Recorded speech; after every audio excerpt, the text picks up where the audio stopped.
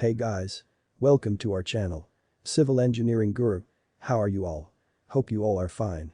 As you all know that previously we have discussed different types of soil.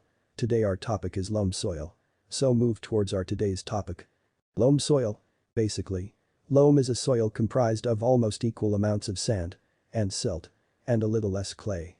Of the three components, sand particles are the largest. Sand does not hold onto moisture, but it provides good aeration and drainage. Characteristics. Loam refers to a textural classification for specific types of soil, and cultivated soils in garden and farm settings often fall under the loam classification. Texture, compaction resistance, drainage, aeration, nutrients. Texture of loam soil. Loam soil consists of three textural componental: silt, sand, and clay. These elements are mixed with organic matter, water and air to make loam soils.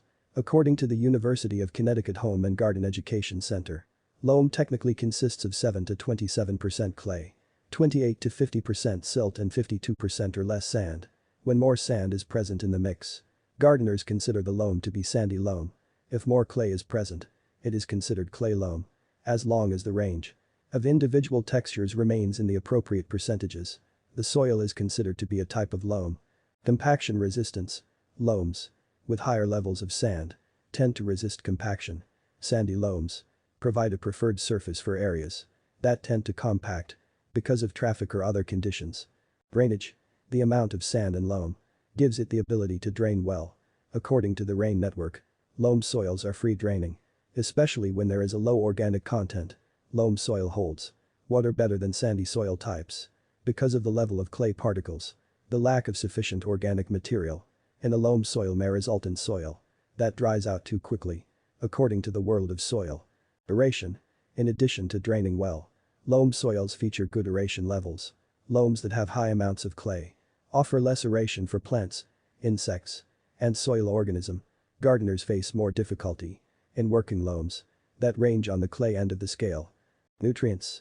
Gardeners consider loam soils to be in the middle range when it comes to the ability to maintain nutrient levels. Sandy loams that drain freely hold less in nutrient levels when compared to loams with higher levels of organic materials. Advantages of loamy soils. Drought resistant due to water holding capacity, faster to warm up in the spring compared to clay, can hold nutrients, making soils fertile, good infiltration of air and water. Disadvantages of loamy soils. Depending on how your soil was formed, some loamy soils can contain stones that may affect harvesting of some crops. If you guys enjoyed our today's video, then like, comment and share our today's video and subscribe our channel Civil Engineering Guru and support our channel to grow more. Thank you. Bye.